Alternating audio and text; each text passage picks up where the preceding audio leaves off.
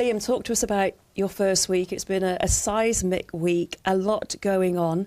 How have you enjoyed it? Loved it. Loved it. Have to say, the staff, the players have made me feel so welcome with my staff.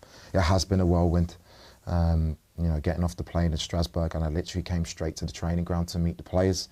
But I have to say, so far, their engagement, their enthusiasm, their work ethic, and just how they've been as human beings has been top. I've enjoyed every moment, and yeah, I'm looking forward to a lot of games to come in the near future. Have you managed to catch your breath yet?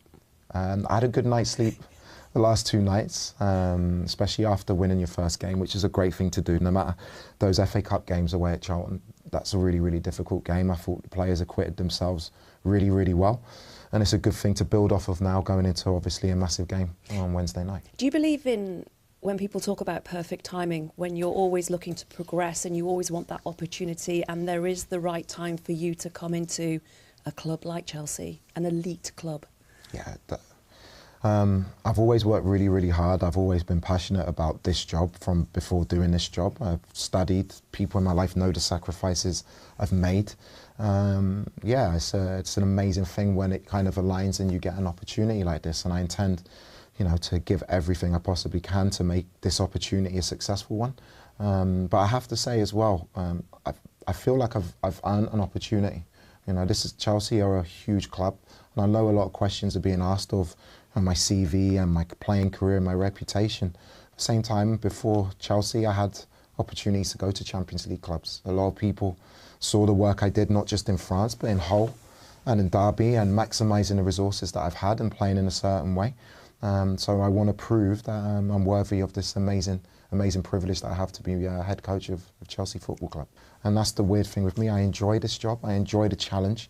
I enjoy seeing things, seeing players improve, seeing your team perform in the way you want to see it. I even enjoy the difficult moments, and I intend to enjoy every moment that I'm at this football club. And I'm sure if I do that to the level that I expect of myself, my staff and the players, we can achieve some really, really good things here in the long run. Do you have that advantage that you already have this relationship with Blueco? So many people talk about that you've worked with them, you know their priorities, you know their ambitions, you know the people involved. Yeah. Does that help? 100%.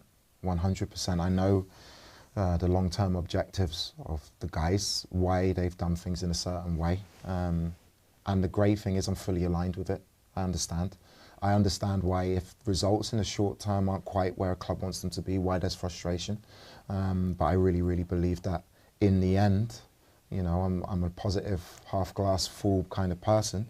I'm optimistic that we can make this club really, really successful. Otherwise, I wouldn't have joined. Everything begins with hard work, intensity, and winning duels. This is a club with a long, long history. This club's been on the brink of administration. Ken Bates bought this club for £1.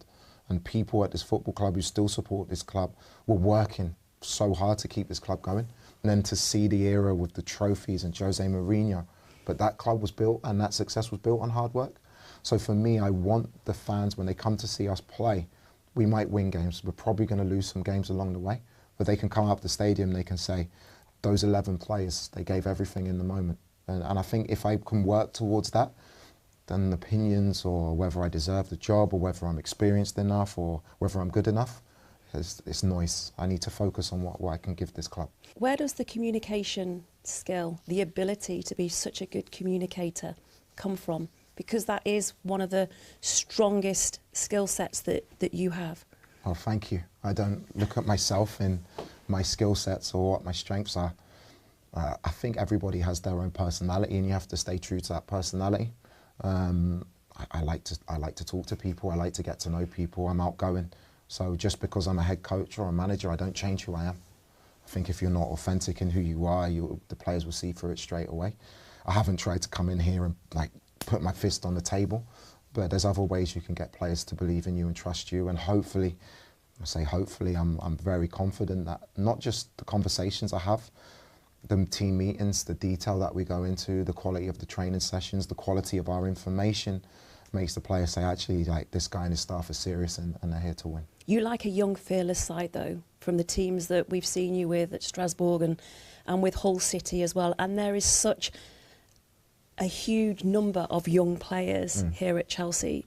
So what kind of things do you say to them, or opportunities, to give them that hope and that belief that they can do something here? It's different for each individual. I think I have a high set of values for the group within that, where regardless of tactics or technique or systems, if you're not at your maximum, you're not being respectful. If you don't give everything, you're not being respectful to yourself, to your teammates, to the supporters who pay your wages. And normally, if you max out and give 100% in life, good things happen. So that's my demand. My demands are very simple. Don't be afraid to make mistakes. Don't hide from the ball and give 100%. It's very, very simple.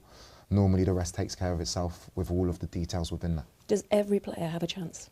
Every player has a chance. Who would have said that me from Wandsworth, with the playing career that I've had and the CV that I've had, ends up as head coach at Chelsea? You have to give people a chance. Otherwise, what's the point? You know, everyone has a dream. But to realise your dream and to realise your potential, you have to max out in terms of your work ethic. Could you talk about the people who you've looked up to? And obviously your dad is one of them. Chris Hughton is another one. Has he been on the phone already? He has. Yeah, he's messaged me. He said he'll leave me alone. I haven't had a conversation with him yet because I'm still replying to the probably How over many 1,000. did you get? I can't count. But to anyone, if there's anyone watching who I haven't replied to yet, I'm sorry.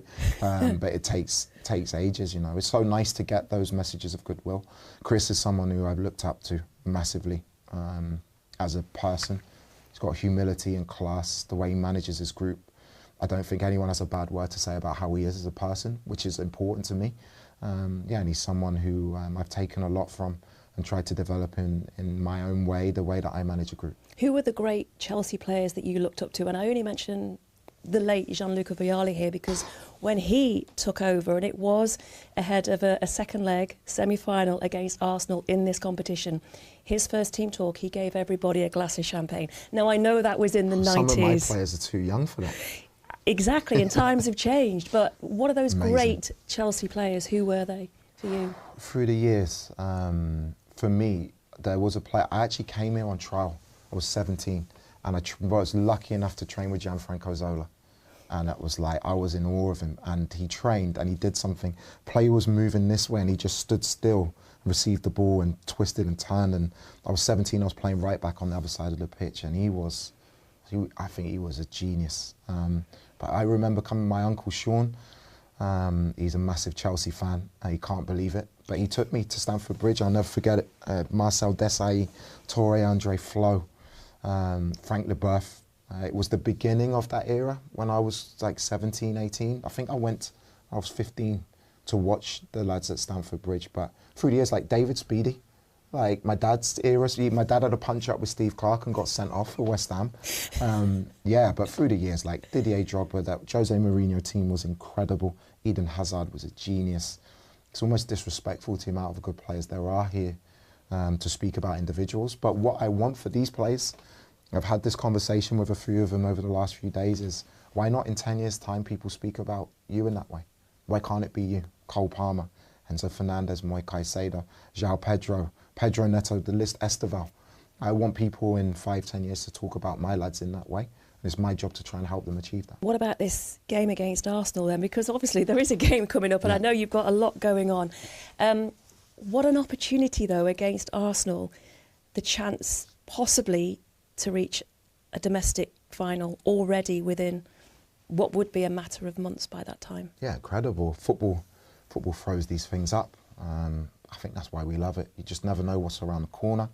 All I want to see is a team just run and fight for the shirt. And normally when you have good players, if you run and fight for the shirt and you want to win every duel and you want to win every header and every tackle, want to know about the rivalry, you have a good chance to win. They're a very good team. They're so well coached, very well organised. They're having a fantastic season. But it's a cup game and I'm really, really looking forward to my first home game, my first experience as head coach of Chelsea. And they talk about Mikel Arteta as well and the time that he has been given. This job now is all about time, isn't it? It is, but sometimes you're not afforded that time. But in order to gain time, I think you have to show things are moving in a positive direction. And I think Mikel's shown that in the time that he's had an idea. The board and the people above him that are with him and aligned in what they want to see, and that's given him the time. So it's not just they've given him time, he's earned the time. And I think as a coach, it's ideal to, I'd love to have 6 years here and see what the team looks like after 6 years. The reality for every coach is you have to win every game that you have to try and win every game that you play. You have to show that the team is improving in the short term. And if you do that, then hopefully you get the time to really put your imprint on the team. And lastly, tell me about the last time you were at Stamford Bridge. It was a charity football match. It was a charity football match. Jimmy Floyd Hasselbank. Jimmy showed racism the red card, something I'm really, really passionate about. It was amazing. It's the only time I've ever played since I retired.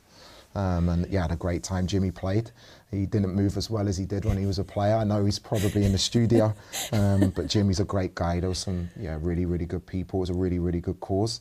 And if you'd have said to me at that moment, probably the next time I'd be at Stamford Bridge was as head coach, I would have said you're crazy, but life does do that to you sometimes. You're here now. I'm so lucky to be here and I want to make the most of it. Absolute pleasure, Liam. Thank you. Thank you.